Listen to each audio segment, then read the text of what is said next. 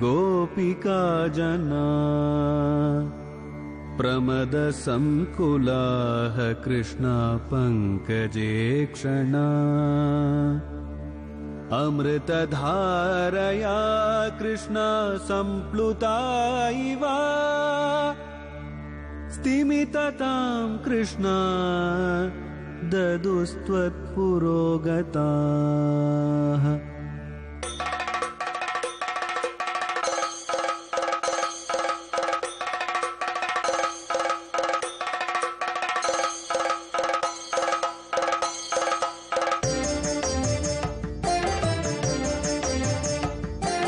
குருவாயூரப்பனாம் கோகுலத்து மன்னனாம் குழந்தையாக கோலம் தரும் மாமாய வண்ணனாம் நாராயணீயமெனும் நல்விருந்தின் நாதனாம் நாமரசத்தேனினிமை கூட்டுகின்ற ஆயனாம் நாராயணா ஸ்ரீமன் நாராயணா ஹரிநாராயணா ஸ்ரீமன் நாராயணா நாராயணா ஸ்ரீமன் நாராயணா நாராயண பட்டதிரி உருகும் பரமனாம் நலம் தரும் நாராயணீயம் அருள் வழங்குமே தினம் நம்மை காக்குமே.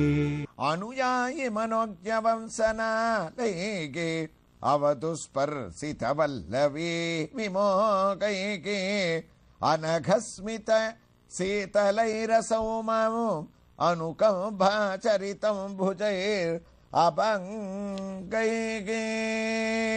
பிரளம்பாசுரன பலராமன் வதம் பண்ணியாச்சுன்ற லீலைய பட்டத்திரி சொல்லி அந்த தசகத்தினுடைய ஒரு பூர்த்திக்கு வந்துருக்கார். கண்ணன் பலராமன் சேர்ந்து நிற்க அங்க இருக்கக்கூடிய தேவதைகள் எல்லாரும் ஆகாசத்திலேருந்து ஒவ்வொரு அசுரனாக துஷ்ட நிகிரகம் சிஷ்ட பரிபாலன்ற அவதாரத்தினுடைய காரியத்தை கண்ணன் பண்ணிட்டு இருக்காரு என்றதுக்காக அந்தந்த லீலைகள் முடியும் போது பூமாரி பொழியறதுன்றது ஒரு வழக்கம். அப்படி பூமாரி பொழிய கண்ணா எங்கேருந்து அப்பப்ப பூ கொட்டுறதுன்னு தெரியலையே, இது கூட பிருந்தாவனத்துல அசுராளுடைய சூழ்ச்சியாக இருக்குமா, நாமெல்லாம் ஜாகிரதையா இருக்கணும்னு அந்த பூவை எடுத்து தூக்கி போட்டு சிறுவர்கள்லாம் விளையாட, குருவாயிரப்பா உன்னுடைய வழக்கமே நீ அந்த லீலையை காட்டுவ, பரமாத்ம ஸ்வரூபந்தான் இந்த லீலையை பண்ணிருக்க முடியும், சாதாரணமான ஒரு இடைச்சிறுவன் பண்ணிருக்க முடியாதுன்ற ஒரு சிந்தனை அவர்களுக்கு வரத்துக்குள்ள மாயினால நீ மறுபடியும் கோப சிறுவனாகவே அவர்களோடு கலந்து உன்னுடைய ரூபத்தை நினைக்காத அளவுக்கு நீ மறக்க அடிச்சுடுவ. அப்படித்தான் இந்த பூமாரி பொழிந்ததோ, பிரளம்பாசுர வதமோ, முன்னாடி நடந்த பிருந்தாவன லீலைகளோ எல்லாம் அப்படித்தான் அமைஞ்சிருக்கு. அப்படி எல்லாரும் ஒரு கொண்டாட்டத்துல இருக்கான்ற ஒரு அழகான பரிணாமத்துல 57வது தசகத்தினுடைய கடைசி ஸ்லோகத்தை சொல்லி பட்டத்ரி வழக்கம் போல தன்னுடைய வியாதியையும் நீக்கணும்ன்ற ஒரு பிரார்த்தனையோட இந்த தசகத்தை பூர்த்தி பண்றதுக்காக இந்த ஸ்லோகத்தை துவங்குறார். குருவாயிரப்பா ஆலம்பம் புவனானமோ பிராலம்பமோ நிதனமேவோ ஆரசயனே காலமோ விகாய சத்யோம் லோலம்பருச்சே ஹரே ஹரே கிளேசானே. குருவாயிரப்பா குழந்தைகளுக்கெல்லாம் ஆச்சரியம். அப்போ ஒரு விளையாட்டு ஒன்று நடந்து அந்த விளையாட்டிலேயே அழகான ஒரு நிகழ்வு நடந்ததுன்னா என்ன வழக்கம்னா, சிறுவர்கள் எல்லாருமே அன்னைக்கு பகல் பொழுதுல விளையாடின விளையாட்டை பத்தியே பேசிட்டு இருப்பாளாம். ராத்திரி கூட அது ஞாபகம் வந்துட்டே இருக்கும், நாம ரொம்ப அழகா விளையாடினோம், நாம இன்னைக்கு தோத்து போகவே இல்லைன்னு. அப்படி இவ்வளவு பெரிய நிகழ்வு இருந்தா கூட, ஒரு அசுரன் அழிஞ்சா கூட எல்லாரும் அந்த ஆலமரத்துக்கு கீழே உட்கார்ந்து இந்த குதிரை தாண்டது விளையாடினுமே அதோட அழக பத்தியே ஒத்தருக்கொத்தர் பேசிந்தா. குருவாயிரப்பா நீ என்ன பண்ண, காலம் விகாய சத்தியம் நடுநாயகமாக ஒரு வண்டு போலன்னு குருவாயிரப்பா உன்னை எதுக்காக தெரியுமா சொல்றேன், உன்னுடைய திருமேனி குருவாயூர்லயும் வண்டு போலத்தான் கண்ணங்கரிய திருமேனியாக உன்னி கிருஷ்ணனாக எனக்கு காட்சி கொடுத்துட்டு இருக்க. அப்படித்தானே அந்த பிருந்தாவனத்திலையும் அன்னைக்கு காட்சி கொடுத்திருப்ப.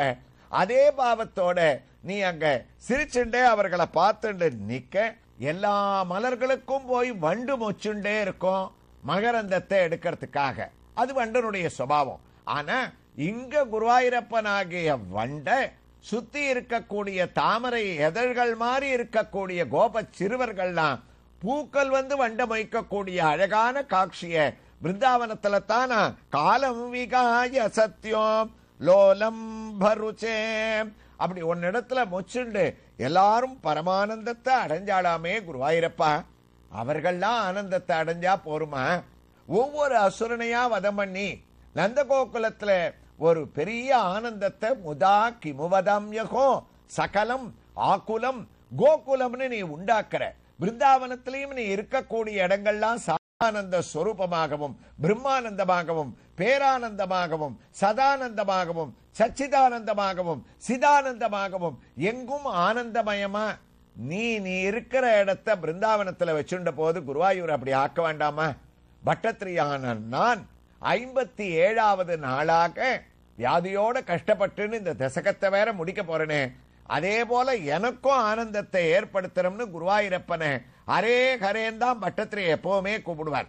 அரே அப்படின்னா அந்த குழந்தைய கூப்பிடுற மாதிரி அதே பாவத்தோட 2 தடவை பதப்பிரயோகம் பண்ணி லோலம் வருச்சே ஹரே ஹரே கிளேசானே என்னுடைய கஷ்டத்தையும் அரே குருவாயூரப்பா நீ போக்கணும்னு சொல்லி இந்த தசகத்தை முடிக்கிறார்.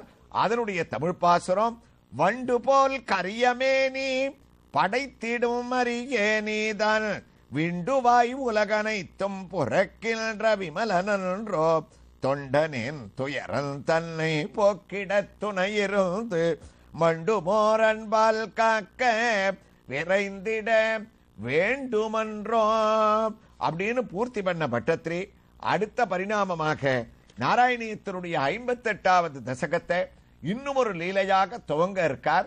அதற்குள்ள நாம் இப்போது தரிசிக்க வேண்டிய திருக்கோயிலுடைய உற்சாகமான திவ்ய தரிசனத்தை நம்ம அடைஞ்சுடலாம். திருக்கோயில் உங்களுக்கு கவனத்தில் இருக்கும். தமிழ்நாட்டில் காஞ்சிபுரத்திலிருந்து உத்திரமேரூர் செல்லக்கூடிய சாலையிலே சுமார் 15 கிலோமீட்டர் தொலைவில் அமைந்திருக்கக்கூடிய மாகரல் கிராமத்தில் கோயில் கொண்டிருக்கக்கூடிய வீற்றிருந்த வைகுந்தவாச பெருமாள் கோயிலை வலம் வந்து கொண்டிருக்கின்றோம். இதோ அழகான ஒரு மாமரத்தை தரிசிக்கின்றோம். பழம் கூட இங்கு கண்ணனுடைய அருளால் கடாட்சமாக பூத்து குலுங்க இந்த மாமரமே இந்த திருக்கோயிலுக்கு ஸ்தல விருட்சமாக அமைகின்றது. பக்தர்களே, இந்த திருக்கோயிலிலே ஒரு பெரிய வைபவம். இங்கு வீர ஆஞ்சநேயர், பக்த ஆஞ்சநேயர் என்று ஆஞ்சநேயரே 3 உருவமாகவும் ஆழ்வார் ஆச்சாரியர்களோடு அனுமந்த ஆழ்வார் என்று ஆழ்வாராகவே ஒரு ஆஞ்சநேயர் எழுந்தருளி இருப்பது இங்கு சிறப்பு வாய்ந்த ஒரு அம்சமாகும். அந்த வரிசையிலே இதோ வீர ஆஞ்சநேயருடைய திவ்ய தரிசனத்தை மூலமூர்த்தியாக அடைகின்றோம். இந்த ஆஞ்சநேயர் கோபுரவாசற்படிக்கு அருகிலேயே தனி மண்டபத்திலே நமக்கு கோயிலுக்குள்ளே நுழையும் போதே காட்சி அளிக்கின்றார். நாம் அனைத்து ஆஞ்சநேயர்களையும் ஒரே சமயத்திலே வீட்டில் இருந்தவாறு தரிசித்த பலனை இன்று அடைய இருக்கின்றோம். இதோ வீர ஆஞ்சநேயருடைய திவ்ய தரிசனம். உள்ளங்க சிந்தோ சலீலம் சலீலம் என்று ஒரே கல்லிலே இவர் சுந்தரகாண்டத்தின் நாயகனாக பறக்க எத்தனிக்கக்கூடிய பாவத்திலே தரிசனத்தை அளித்துக் கொண்டிருக்கின்றார். இதோ திருமுகம் ஒருபுறம் பறக்க வேண்டிய திசையை நோக்கியோ அல்லது எம்பெருமானை நோக்கியோ அமைந்திருக்க, இடதுபுறம் அபயமளித்து தன்னுடைய திருக்கையை தூக்கி அஞ்சேல் என அஞ்சனை மைந்தனாக காட்சியளிக்கக்கூடிய இவரை தரிசிக்க நமக்கு சனீஸ்வரரால் ஏற்படக்கூடிய 7.5 சனி தோஷங்கள் விலகுவதாக தலவரலாறானது கூறுகின்றது.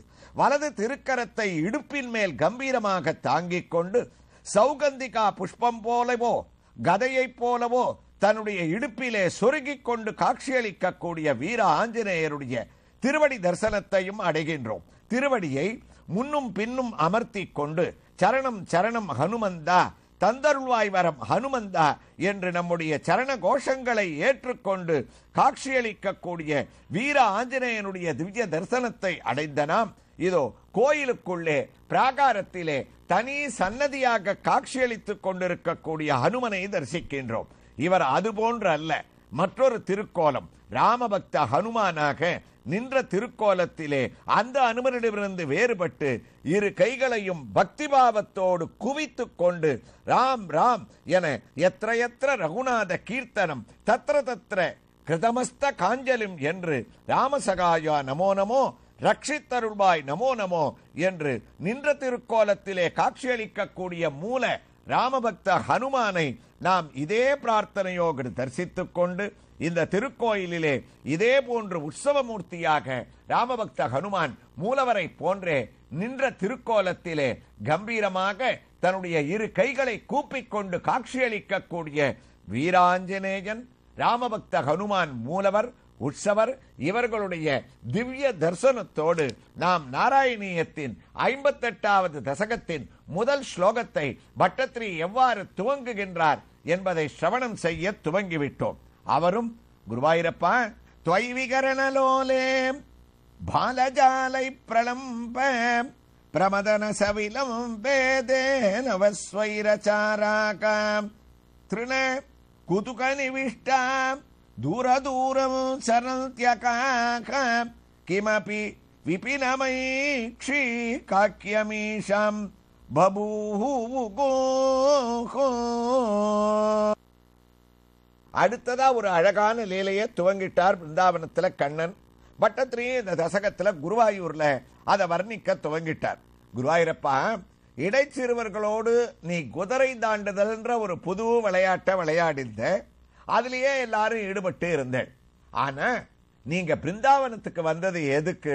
விளையாடுறதுக்கா? இல்ல, பசுமாடுகளை கறவைகள் பின் சென்று காணம் சேர்ந்துன்போம்னு பசுமாடை மேய்ச்சென்று வந்தேன். வந்த இடத்துல மாடுகளை மேய விட்டுட்டு பொழுதுபோக்குறதுக்காக அப்படி விளையாட ஆரம்பிச்சேன்.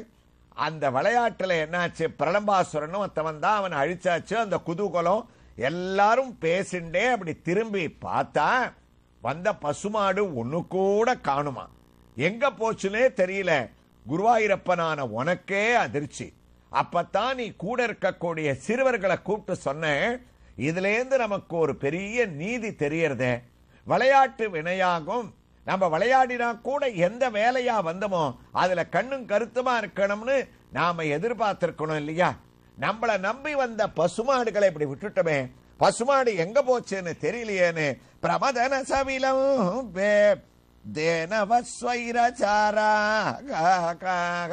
குருவாயூரப்பா, நீ தேடின, ஆனா நான் சொல்லட்டுமா அந்த பசுமாடுலாம் எங்க போயிருத்துன்னு? நீங்க இப்படி ஒத்தருக்கொத்தர் மெய் மறந்து விளையாடிட்டு இருக்கச்சே, அவைகளெல்லாம் மேய கிளம்பிட்டு ரொம்ப தூரம் மேய்ஞ்சுண்டே போயிடுத்தான். அதுவும் பசுமாட்டுக்கு வழக்கம் இல்லை. சாதாரணமா மேய விட்ட இடத்திலேயே இருக்கும்.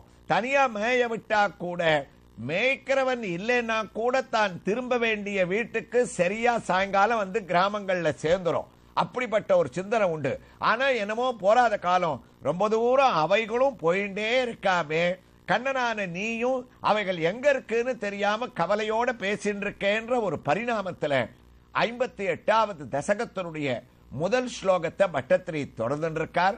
எவ்வாறு தொடர்கிறார் என்ற ஒரு வைபவங்களை எல்லாம் இப்போது மாகரலிலே நாம் தரிசித்துக் கொண்டிருக்கக்கூடிய வீற்றிருந்த வைகுண்டவாச பெருமாள் கோயிலிலே கோயில் கொண்டிருக்கக்கூடிய ஆழ்வார் ஆச்சாரியர்களுடைய திவ்ய தரிசனத்தோடு தொடர்ந்து கேட்கலாம்.